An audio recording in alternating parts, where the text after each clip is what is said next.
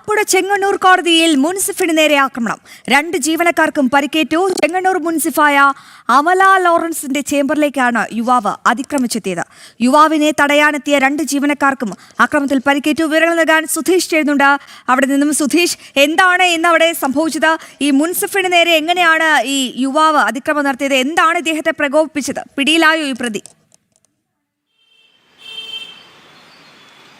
അശ്വതി, ഇന്ന് രാവിലെ 10:30 ചെങ്ങന്നൂർ മുൻസിഫ് അമല ലോറൻസിന് നേരെ ഇത്തരത്തിലൊരു ആക്രമണം ഉണ്ടായത്. ആക്രമണം നടത്തിയത് മാവേലിക്കര സ്വദേശി അരുൺ മോഹനാണ്.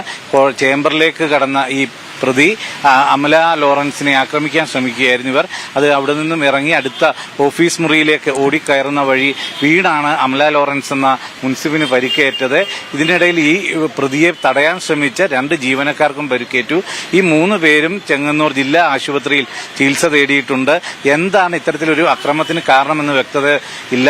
ഈ പ്രതിക്ക് മാനസിക അസ്വസ്ഥതയുള്ള ആളാണ് എന്നതാണ് പോലീസിൽ നിന്നും പ്രാഥമികമായി അറിയാൻ കഴിഞ്ഞിട്ടുള്ളത്. അശ്വതി, വിവരങ്ങൾ വ്യക്തമാണ്. എന്തായാലും 2 ജീവനക്കാർക്ക് പരിക്കേറ്റു. ഇത്തരത്തിൽ വലിയ രീതിയിലുള്ള ഒരു അക്രമമാണ് ഈ ചെങ്ങന്നൂർ കോടതിയിൽ ഈ പ്രതി നടത്താൻ ഉദ്ദേശിച്ചത് എന്നാണ് വ്യക്തം.